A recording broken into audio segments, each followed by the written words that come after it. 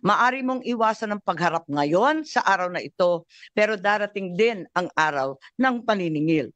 Natanggap ko ang email noong March 31, ang opisyal na liham sa tanggapan ng Executive Secretary Lucas Bersamin na nagsasaad na ang mga miyembro ng gabinete at iba pang mga opisyal ay hindi makikilahok sa Senate hearing ngayong araw.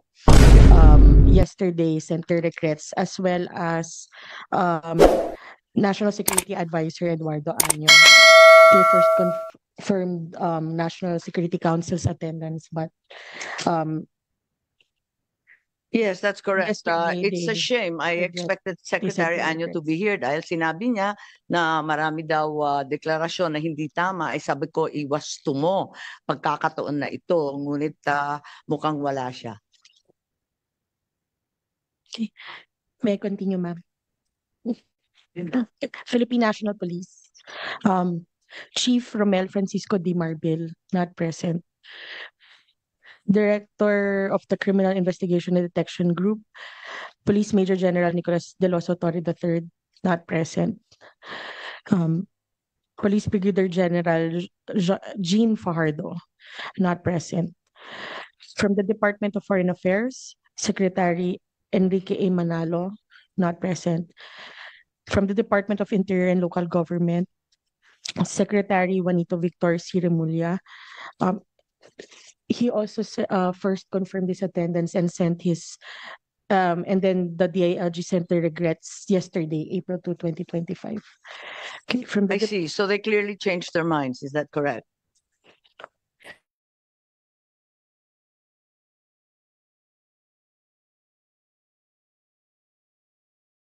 Workers, Secretary Hans Leo J.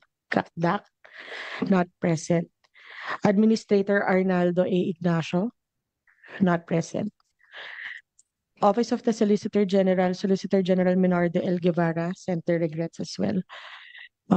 Office of the Deputy Executive Secretary for Finance and Administration, Office of the President, Deputy Executive Secretary Amanto A. Liberato, sent also their regrets. Was Deputy ES here previously in the Yes. first hearing?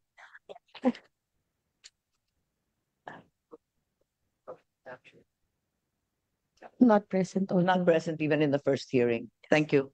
Then we also have Captain Johnny Gulia, not present. Captain Elmo Segovia, not present. Flight Officer Wenilyn Salcepuedes, not present. Flight Officer Elinino Santos, not present. Mr. Benjamin V. Ramos sent his regrets yesterday. That would be all. Yes, maraming salamat at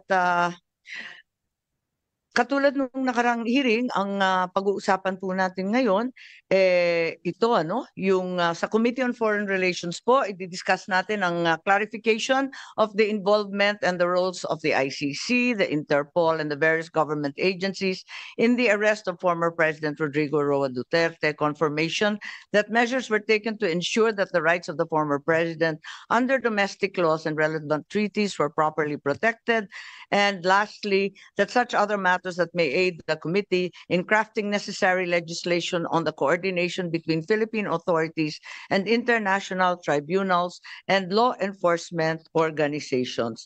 And I would like, therefore, to invite and at this juncture make an opening statement or invite Senator Bato and Senator Go to make their statements quickly thereafter.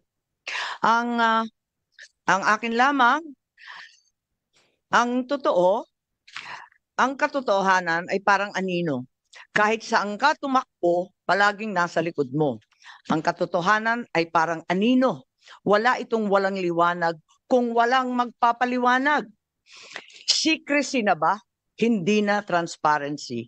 Ang pag-iwas sa katotohanan ay parang utang na may interes. Habang hindi binabayaran, lalong lalaki ang atraso. Maari mong iwasan ang pagharap ngayon sa araw na ito, pero darating din ang araw ng paniningil.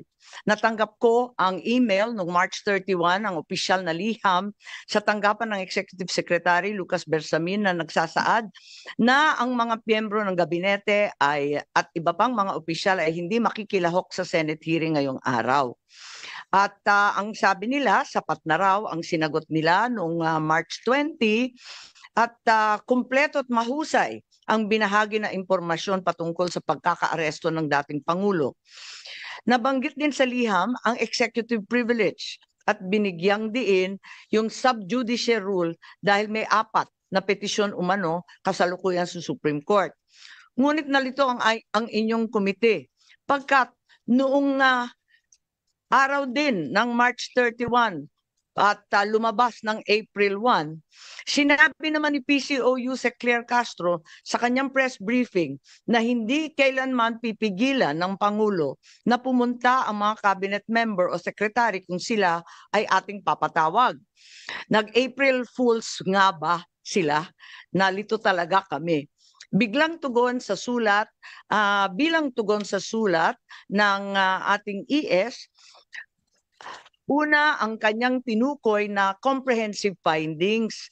This was the letter, this was mentioned in the letter, but my findings were very clearly preliminary findings, which is the reason for the second hearing. Marami pang mga tanong na nangangailangan ng sagot.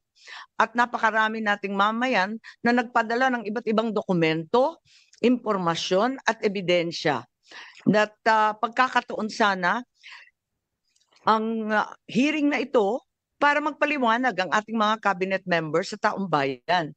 Sa usapin namin ng sub judice, alam natin at alam higit sa lahat ng ating dating Chief Justice na ang Korte Suprema na mismo ang nagsabi na hindi ito nalalabag kapag Senate inquiry in aid of legislation. Hindi ito saklaw ng karaniwang sub-judice na nagbabawal isa publiko ang mga bagay na liniliti sa korte. Mahalaga ang legislative inquiry sa paghubog at pagpapatatag ng ating mga batas. Panguli, nirerespeto ko ang doktrina ng executive privilege. Pero pakatandaan natin, hindi ito pwedeng gamitin bilang blanket shield, pangkalahatang pantago para ilagan ang tanong at umiwas sa paanyaya ng Senado. Itong landmark case na kabisado naman natin, Senate versus Ermita, nagtakda ng saklaw ng executive privilege. Nagsasaad na bagamat pwedeng gamitin ng ehekutibo ang pribilehyo niya na mga investigasyon ginagawa sa Congress, maaari rin mapasawalang bisa kung ang impormasyon hinihingi ay mahalaga sa tungkulin ng Kongreso sa paggawa ng batas o pagsagawa ng aming oversight function. May sikat na kasabihan, hidden truths are unspoken lies. Ang katotohanang tinatago ay kasinungalingan din. At mukhang ganun ang nangyayari ngayon sa pagtatago ng katotohanan gamit ang executive privilege at sub judice, nagmimistula tuloy na may cover up sa mga nangyayari.